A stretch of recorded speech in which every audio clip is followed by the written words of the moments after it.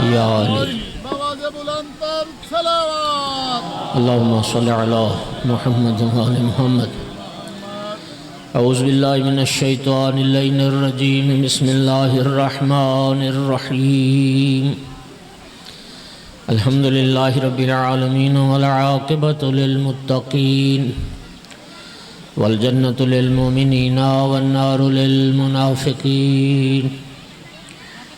الحمدللہ الذی جعلنا من المتمسکین بولایت علی بن ابی طالب واولادہ المعصومین۔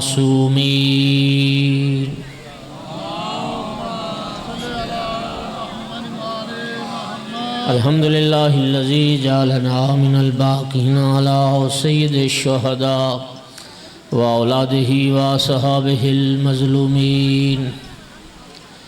الصلاة والسلام والتحیۃ والاکرام علی رسولہ الکریم شفیع المذنبین انیس الغریبین رحمت للعالمین۔ عنی العبد المؤید الرسول المسدد المحمود الاحمد المصطفى الامجد ابو القاسم محمد۔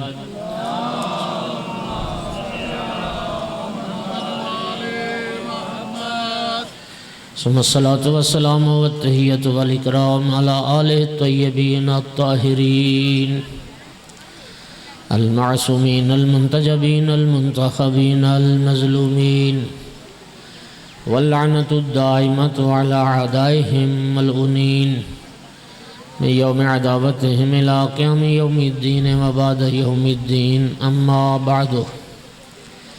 فقال رسول اللہ صلی اللہ علیہ وآلہ وسلم لما عرج بی الی السماء رأیت عن یمین العرش مکتوبا ان الحسین مصباح الہدی وسفینۃ النجاة۔ صلوات۔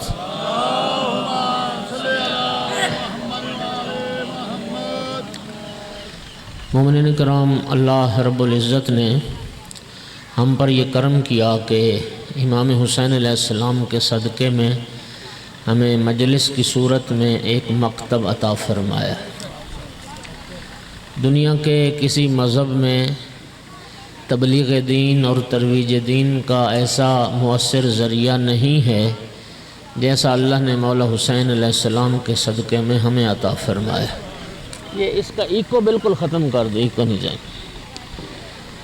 مومنین کرام، یہ مجلس نگاہ اہل بیت میں پہلی بات تو یہ کہ اس مجلس کی بنیاد خود ائمہ نے رکھی، اس مجلس کو فروغ ائمہ نے دیا، اس مجلس کی ترویج ائمہ نے فرمائی، اور یہ مجلس نگاہ اہل بیت میں کتنی اہمیت رکھتی ہے اس کا اندازہ آپ امام صادق علیہ السلام کے اس فرمان سے لگا سکتے ہیں کہ آقا نے فرمایا میں پسند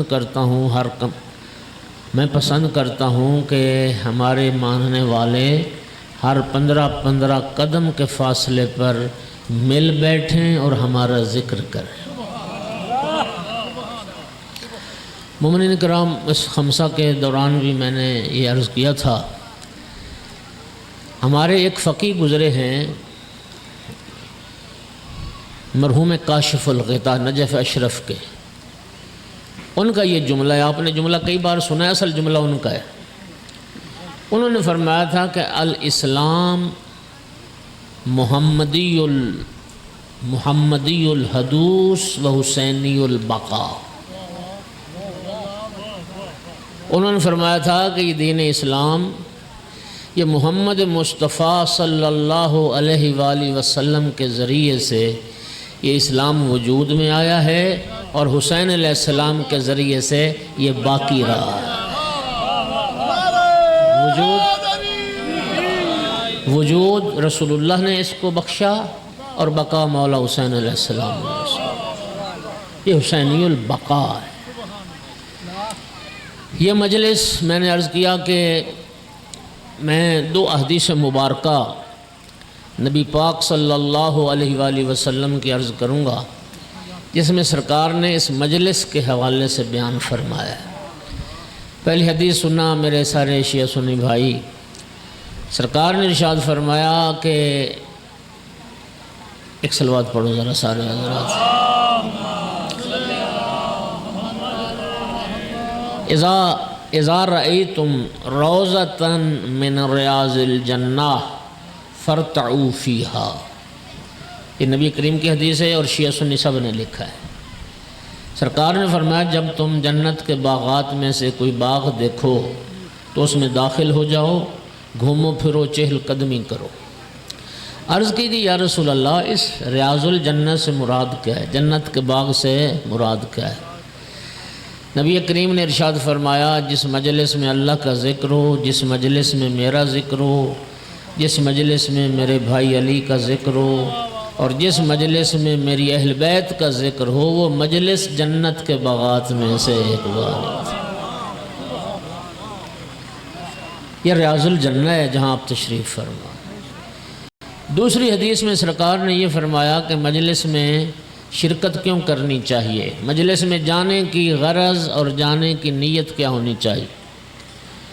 فرمایا من خرج من بیتہ لیطلب بابا من العلم، جو شخص گھر سے نکلا اس نیت اور ارادے کے ساتھ کہ چلو آج فلاں مقام پر ذکر پاک ہے، مجلس ہے جی، گجرات میں، سیالکوٹ میں، موجوکی میں، کنگ میں، ہاں جی، رام کے وغیرہ وغیرہ، چلتے ہیں مجلس میں اور کوئی ایک بات علم کی سیکھ کے آتے ہیں۔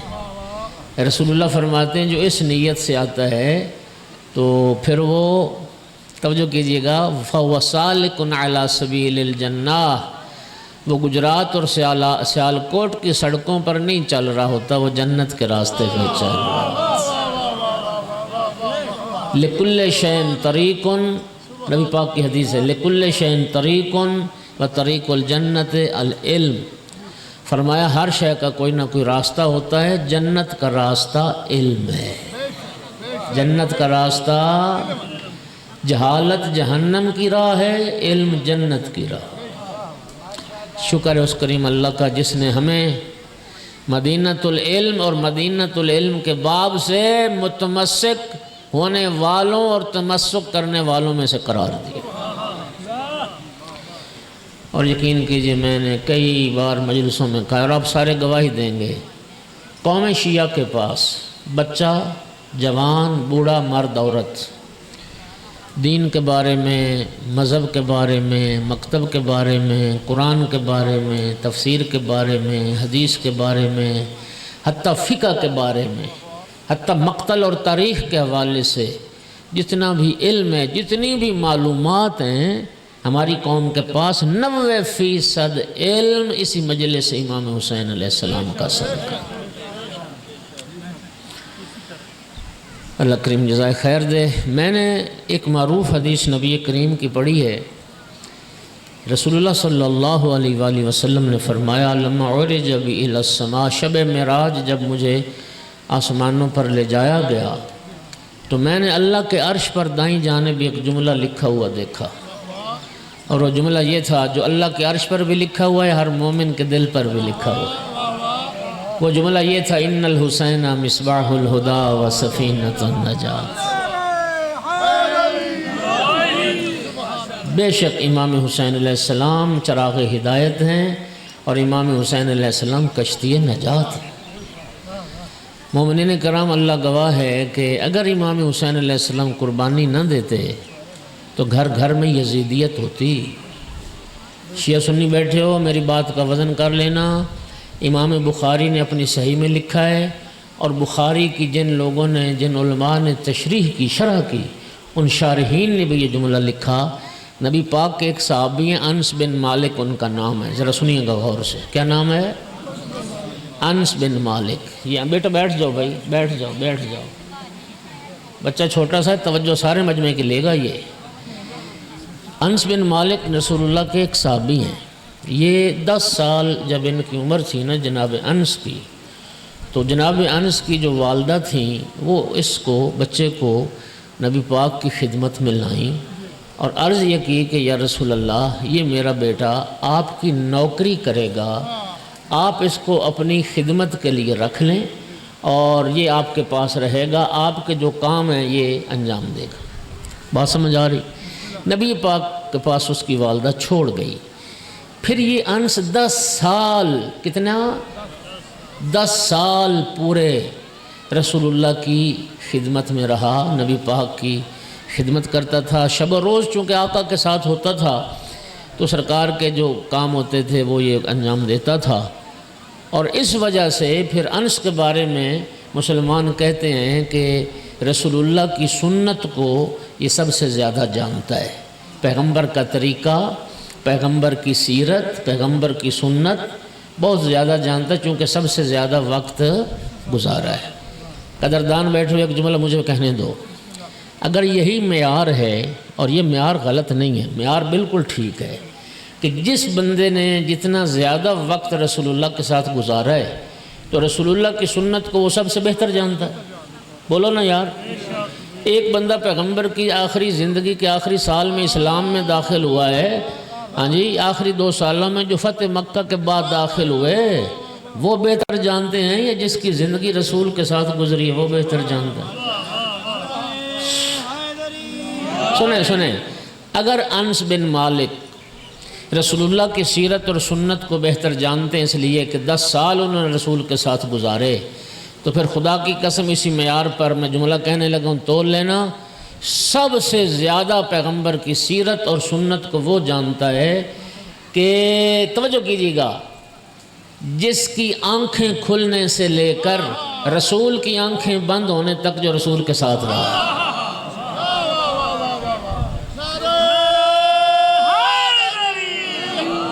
اور بھائیوں وہ کوئی اور نہیں ہے، وہ مولا علی علیہ السلام ہے۔ خانہ کعبہ میں ولادت ہوئی، نبی کریم نے جب ہاتھوں پہ اٹھایا تو پہلی مرتبہ مولا علی نے آنکھیں کھولی اور رسول اللہ کے چہرے کی زیارت کی۔ اس لیے میں نے کہا کہ مولا علی کی آنکھیں کھلنے سے لے کر اور رسول اللہ کی آنکھیں بند ہونے تک جو ہستی رسول اللہ کے ساتھ رہی سائے کی طرح، وہ مولا علی علیہ السلام۔ اور بھائی نہج البلاغہ میں خطبہ مولا امیر المومنین کا جب سرکار کا وصال ہوا تھا، وَلَقَدْ قُبِضَ الرَّسُولُ اللَّهُ وَإِنَّ رَأْسَهُ لَعَلَى صَدْرِي، مولا امیر فرما رہے ہیں جب سرکار کی روح نے پرواز کیا تھا تو سرکار دو عالم کا سر مبارک میں علی کے سینے پر تھا۔ وَلَقَدْ سَالَتْ نَفْسُهُ فِي يَدِي، رسول اللہ نے میرے ہاتھوں میں دم توڑا اور سرکار کی روح نے پرواز کیا تو میں نے سرکار کے مبارک ہاتھ اپنے چہرے پر مل لی۔ چلو بات لمبی ہو رہی ہے۔ 10 سال رسول اللہ کی خدمت میں رہے، کون؟ انس بن مالک، توجہ کیجیے گا۔ پھر اس نے ایک لمبی زندگی پائی ہے، یہ امام سجاد علیہ السلام کے زمانے تک یہ زندہ رہا، یہ صحابی۔ توجہ، اس انس سے کسی نے پوچھا، امام سجاد کے زمانے میں، مولا حسین کے زمانے میں کسی نے پوچھا کہ تو بہت بہتر پیغمبر کی سیرت کو جانتا ہے، پیغمبر کی سنت کو جانتا ہے، یعنی رسول اللہ کی رحلت کے 50 سال بعد کوئی سوال کر رہے ہیں، انس آج اگر رسول اللہ زندہ ہو کے آ جائیں تو یہ تو بتاؤ کہ آج 50 سال بعد پیغمبر کی کون کون سی سنتیں باقی ہیں، پیغمبر کی کتنی سیرت مسلمان معاشرے میں باقی ہے، مسلمانوں کے پاس پیغمبر کی کتنی سنتیں باقی ہیں، یہ بتاؤ۔ سنو گے؟ انس بن مالک کہتا ہے سوائے قبلہ کی طرف منہ کر کے کھڑے ہونے کے کوئی سنت باقی نہیں۔ اور سنو مسلمانوں، سنو، صحابی رسول کہہ رہا ہے، توجہ ہو رہی ہے حضرات۔ اور یہ انس بن مالک، سنا دوں بات، یہ غدیر میں موجود تھا۔ غدیر کے بعد مولا امیر المومنین نے ایک موقع پر اس سے گواہی طلب کی تھی، گواہی دے کیا تو نے نہیں سنا تھا غدیر میں کہ رسول اللہ نے میرا بازو بلند کر کے فرمایا تھا من کنت مولاہ فہذا علی، اس نے گواہی نہیں دی تھی مولا علی۔ مولا امیر المومنین نے وہ چار لوگ تھے جن پر نفرین کی تھی مولا علی، اس سے مولا علی نے پتہ کیا فرمایا تھا؟ مولا نے فرمایا تھا ایک نفرین کی تھی کہ تیرے ایک ایسی بیماری میں اللہ تجھے مبتلا کرے گا کہ تیرا امامہ تیری اس بیماری کو چھپا نہیں سکے گا۔ ہاں جی، پھر ایک شخص کو برس ہو گیا، برس کی بیماری آنکھوں پر، تو پھر امامہ آنکھوں پر لگا کے رکھتا تھا کہ مولا امیر نے بد دعا کی تھی اور نفرین کی تھی اور برس پھر بھی آنکھوں سے ظاہر ہوتی تھی۔ میں بات صرف اتنی کرنے لگا ہوں کہ صحابی انس کہتے ہیں اور بخاری و مسلم نے لکھا کہ ساری پیغمبر کی سنت بدل گئی، رسول اللہ کی سنتیں فراموش ہو گئیں، صرف قبلہ کی طرف منہ کر کے کھڑا ہونا رہ گیا۔ بخاری نے صحیح میں لکھی کہ کسی نے پوچھا کہ کیا رسول اللہ کی نماز بھی بدل گئی؟ انس بن مالک کہتے تو تم جانتے نہیں ہو کہ رسول کی نماز کو کیسے برباد کر دیا تم؟ یہ بخاری کا لفظ ہے۔ اس نے کہا وہ نماز بھی نہ رہ گئی رسول اللہ والی، صرف قبلے کی طرف کھڑے ہونا منہ کر کے، یہی ایک طریقہ باقی رہا مسلمانوں میں، باقی ساری سنت بدل گئی تھی۔ اور خدا کی قسم سلام کرو مولا حسین علیہ السلام کی بارگاہ میں، آل محمد کی بارگاہ میں، خدا کی قسم یہ مولا حسین کی قربانی تھی جس نے اللہ کے دین کی نصرت کی، نانا کی شریعت کی حفاظت کی۔ یہ جملہ آج آپ کو سمجھ آئے گا، آج آئے گا۔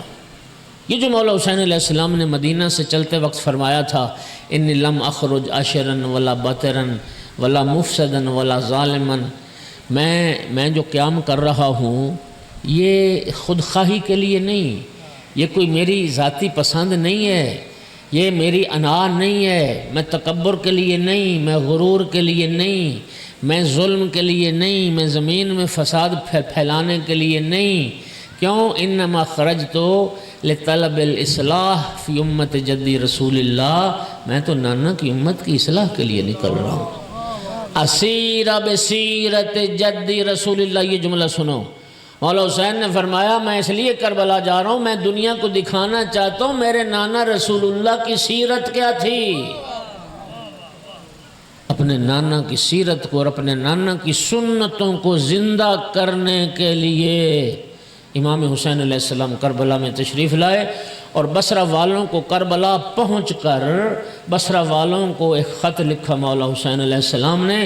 اس خط کے جملے یہ تھے، اولا ترونا، کیا تم نہیں دیکھ رہے، الا وان السنت قد امیتت والبدعۃ قد احییت، بصرہ والو تم دیکھ نہیں رہے ہو، میرے نانا کی سنتوں کو ختم کیا جا رہا ہے اور بدعتوں کو زندہ کیا جا رہا ہے، آؤ میرا ساتھ دو، میں حسین آیا ہوں کربلا میں تاکہ اپنے نانا کی سنتوں کو زندہ کر دوں۔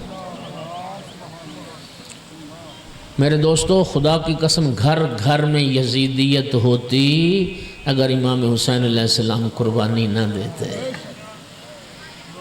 آپ یقین کریں، امیوں نے تو دین کے ساتھ وہ مذاق کیا، اللہ کا دین کو، رسول اللہ کی سنت کو وہ کھلواڑ کیا اس کے ساتھ۔ آپ مجھے ایمان سے بتاؤ، اس سے بڑا دین خدا کے ساتھ مذاق ہو سکتا تھا؟ اس سے بڑا پیغمبر کی شریعت کے ساتھ مذاق ہو سکتا ہے کہ حاکم، مسلمانوں کا حاکم جو خود کا خلافت کا دعوے دار سمجھتا ہے، مسلمانوں کا حاکم بدھ والے دن جمعہ پڑھا رہا ہے؟ آپ کیا سمجھتے یہ لطیفہ ہے؟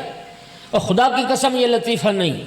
جنگ صفین کے لیے نکلنا تھا حاکم شام نے، جنگ صفین کے لیے نکلنا تھا، تو لوگوں نے کہا کہ جمعہ آ رہا ہے 2 دن بعد، تو جمعہ پڑھ کے نکلیں گے۔ اس نے کہا آج بدھ ہے، میں آج ہی جمعہ پڑھا دیتا۔ اس نے پڑھا دیا جمعہ اور مسلمانوں نے پڑھ لیا جمعہ۔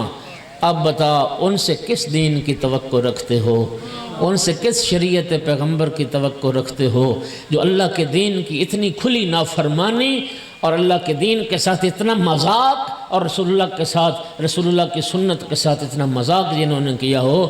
میرے بھائیو، ہمارے کروڑوں سلام مولا حسین علیہ السلام کی عظمت۔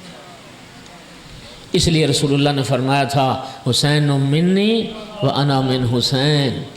اس کا ایک معنی علماء نے یہی کیا، حسین منی و انا من حسین کا معنی یہ کیا ہے، حسین مجھ سے ہے۔ کیا مطلب؟ یعنی 3 شعبان المعظم سے لے کر 10 محرم 61 ہجری تک حسین مجھ سے ہے، و انا من حسین، اور 61 ہجری روز عاشور سے لے کے قیامت تک کے لیے میں حسین سے۔ صلوات پڑھ دو محمد و آل محمد۔ گھبرا تو نہیں نہ رہے؟ اللہ کریم آپ کو جزائے خیر دے۔ سرکار نے فرمایا شب معراج اللہ کے عرش پر لکھا ہوا تھا بے شک چراغ ہدایت بھی حسین ہے، کشتی نجات بھی حسین۔ یقین کیجئے ہمارے پاس نہ اعداد و شمار نہیں ہے، ہمارے پاس کوئی سروے کا نظام نہیں ہے، ورنہ ہر بندے کے ذہن میں شاید ایک دو مثالیں ایسی ہوں، میرے ذہن میں بھی ہیں کہ خدا نے ان کو ہدایت کی، اہل بیت کے راستے پر آئے اور اس کا سبب یہی مجلس امام حسین بنے۔ میرے ایک اہل حدیث دوست ہیں، ویسے تو بزرگ ہیں، 90 سال ان کی عمر ہے، اور ماشاءاللہ کوئی 30 حج کیے انہوں نے، 6-7 حج تو میرے ساتھ کیے، ہم اکٹھے ہوتے تھے۔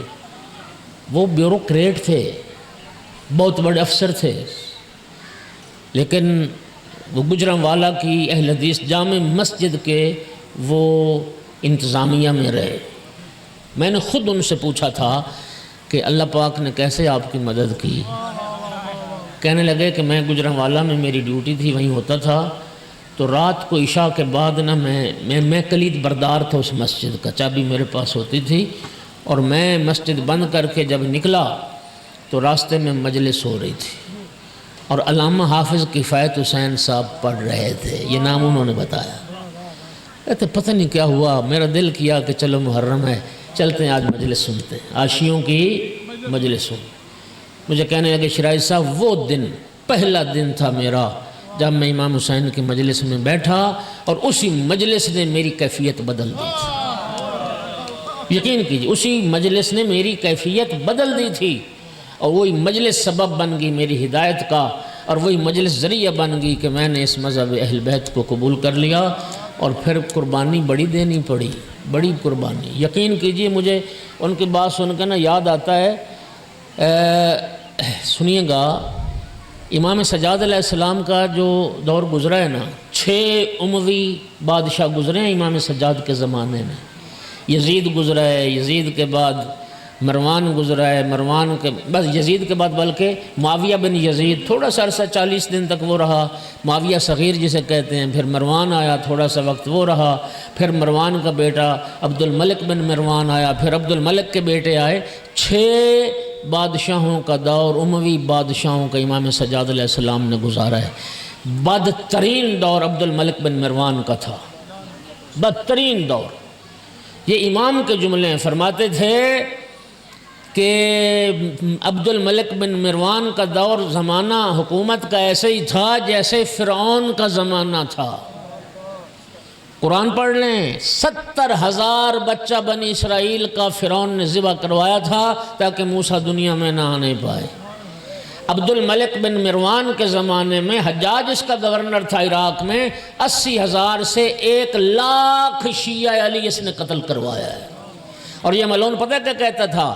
وہ کہتا تھا میرے سامنے اس وقت دسترخوان لگانا جب ایک شیعہ علی کی لاش تڑپ رہی ہو اور اپنے خون میں وہ تڑپ رہا ہو تو مجھے اس وقت کھانا مزہ دیتا ہے۔ 1,00,000 شیعہ تک امیر المومنین کا، یہ جناب کمیل اسی نے قتل کروایا، یہ جناب کمبر اسی نے قتل کروایا، جناب سعید بن جبیر اسی کے دور میں قتل ہوئے۔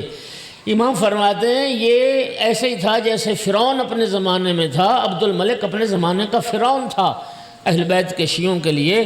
اور امام باقر علیہ السلام کا جملہ ہے، چونکہ ظاہر امام سجاد علیہ السلام کا دور امام باقر علیہ السلام بھی ساتھ تھے، انہوں نے یہ فرمایا کہ عبد الملک بن مروان کے دور میں کافر اور زندیق ہونا آسان تھا، شیعہ علی ہونا مشکل تھا۔ اگر کوئی کہہ دیتا نا کہ میں کافر ہوں، میں زندیق ہوں، اس کو چھوڑ دیا جاتا تھا، اور اگر کوئی کہتا تھا یہ شیعہ علی، اس کو قتل کر دیا جاتا تھا۔ شیعان علی کے لیے معافی نہیں تھی، کافر و زندیق کے لیے معافی تھی۔ میں اپنے اس حاجی صاحب کی بات سنا رہا ہوں، کہتے میں جب شیعہ ہوا میری بیٹیوں کو طلاقیں ہو گئیں، میری بیٹیوں کے گھر اجڑ گئے، میری خاندان نے میرا سوشل بائیکاٹ کر دیا، فرمانے لگے میں نے سب کچھ برداشت کر لیا، میں نے راہ علی کو نہیں چھوڑا۔ یقین کیجئے مجھے آج بھی یہی نظر آتا ہے، آج بندہ ہندو ہو جائے نا، ہندو ایک بندہ ہندو ہو جائے تو ہمارے مسلمانوں کو اتنی تکلیف نہیں ہے، اگر کوئی شیعہ ہو جائے تو اس سے سب سے زیادہ تکلیف ہے۔ بولو یار، ایسا ہے یا نہیں؟ آج جو میڈیا پہ ہو رہا ہے، ہاں جی آپ کیا دیکھ رہے ہیں؟ یزید کا کھل کے دنیا دفاع کر رہی ہے۔ یہ لال مسجد کے امام جمعہ نے، یہ ویڈیو جوانوں کو یاد ہوگی، ابھی آپ لکھیں گے نا لال مسجد کا خطیب، وہ خطبہ آ جائے گا، اس نے یہ کہا تھا اپنے خطبے میں کہ یزید پر لعنت جائز نہیں ہے، یزید کو رحمت اللہ علیہ کہو، اور خالی یزید نہ کہو، حضرت یزید کہو۔ اور ایک سرگودھے کا ہے وہ یزید کا دفاع کرنے والا اور یزیدیت کا نمک خوار، وہ پتہ کیا کہتا ہے، اس کی ویڈیو وائرل ہے، وہ کہتا ہے مسلمانوں یزید کا دفاع کرو، اگر یزید کا دفاع نہیں کرو گے تو تم یزید کے باپ کا دامن نہیں بچا سکو گے۔ آج اگر یہ دور ہے تو امام سجاد علیہ السلام کے زمانے میں کیا حالت تھا؟ کروڑوں سلام شیعو، ہمارے ائمہ کی بصیرت کو سلام ہے، اتنے سخت ترین ادوار میں انہوں نے اپنے شیعوں کو بھی بچایا ہے، اپنا پیغام قرآن و اہل بیت بھی نسلوں تک پہنچایا ہے، اور الحمدللہ آج دیکھو کریا کریا، گاؤں گاؤں، کوچا کوچا ذکر حسین ہو رہا ہے، ذکر اہل بیت ہو رہا ہے۔ یہ ہمارے ائمہ کی بصیرت ہے، اور اہم ترین کردار اس تبلیغ میں اس مجلس امام حسین علیہ السلام۔ ایک صلوات پڑھ دو ذرا سارے حضرات بلند آواز۔ خوش نصیب ہو، نبی پاک نے فرمایا، میں نہیں کہہ رہا، رسول اللہ فرما رہے ہیں، اذا اراد اللہ بعبد خیرا قذف فی قلبہ حب الحسین، اللہ جب کسی بندے کی بھلائی چاہتا ہے اس کے دل میں مولا حسین کی محبت ڈالتا ہے۔ آپ وہ خوش نصیب ہیں، اللہ آپ کی بھلائی چاہتا ہے، اللہ نے آپ کے دلوں میں امام حسین علیہ السلام کی محبت کو پیدا کیا۔ امام جعفر صادق علیہ السلام، ایک صلوات اور بلند آواز سے پڑھیے۔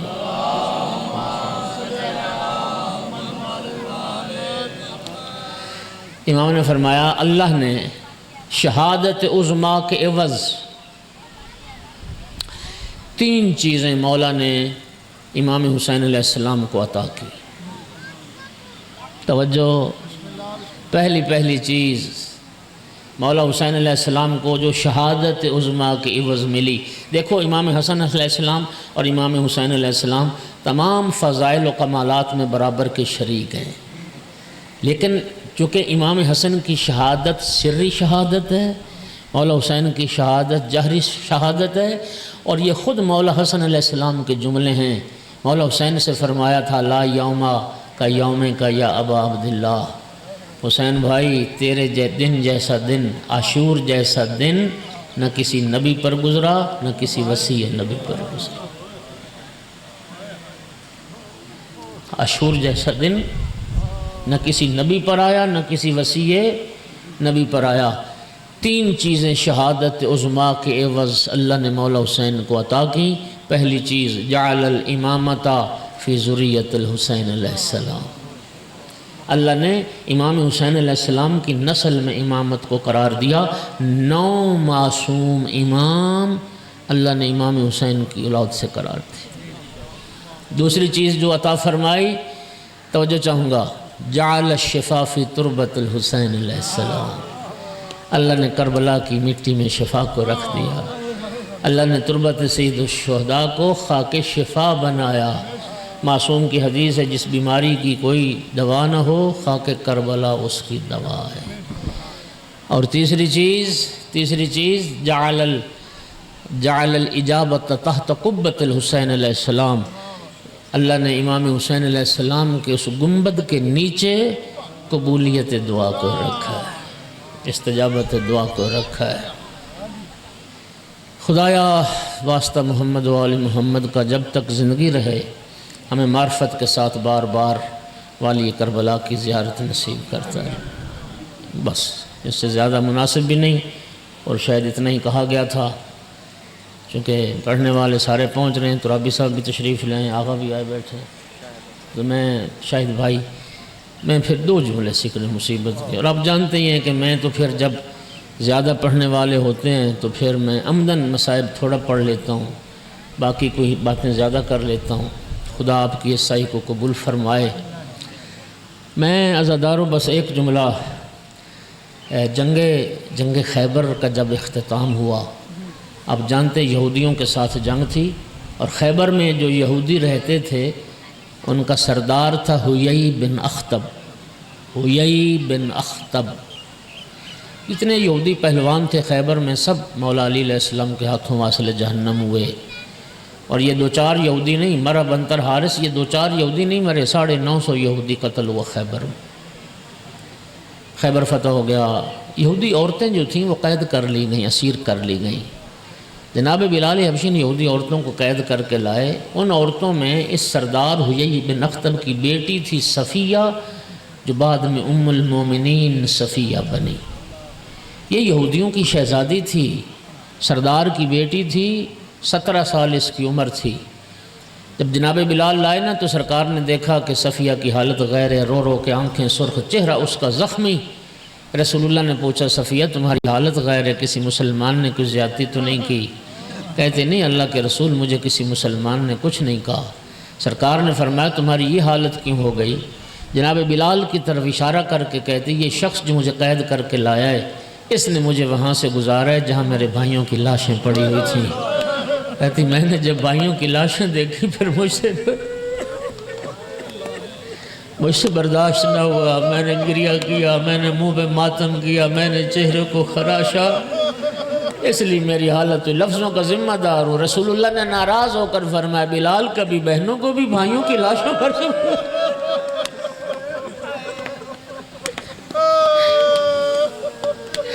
کبھی بہنوں کو بھی بھائیوں کی لاشوں پر سے گزارا جاتا ہے تو کسی اور راستے سے لاتا۔ اتنا عرض کروں گا یا رسول اللہ خیبر میں ایک یہودی کی بیٹی کا بھائیوں کی لاشوں سے گزرنا گوارا نہ ہوا۔ یا رسول اللہ کیا محرم کربلا میں ہوتے؟ یا رسول اللہ آپ کی بیٹیاں تھیں جنہیں بھائیوں کی لاشوں پر سے گزارا گیا، اور زادارہ جب آئی نا 11 محرم بھائی کی لاش پر کھڑے ہو کے سوال کرتی تھی آنتا خل حسین، میرا بھائی حسین تو ہے؟ آنت ابن ام زہرا، میری ماں زہرا کا جایا حسین تو ہے۔ رخ پھر گیا مدینہ کی طرف، یا جدہ صلی علیہ کا ملائکۃ السماء، نانا آپ پہ تو آسمان کے فرشتے درود پڑھتے تھے۔ آزا حسین بالعراء، آپ کا حسین ہے جو خاک کربلا پر موجود، مقطع الاعضاء جس کے بدن کے ٹکڑے ٹکڑے کر دیے، مسلوب الامامت والرداء جس کا لباس بھی لوٹ کے لے گئے۔ پھر ایک درد بھرا جملہ کہا یا جدہ بناتوں کا سب آیا، نانا دیکھ تیری بیٹیوں کے ہاتھوں میں رسیاں پہنا دی گئی، تیری بیٹیوں کو قیدی بنا لیا گیا۔ الا لعنت اللہ علی القوم الظالمین۔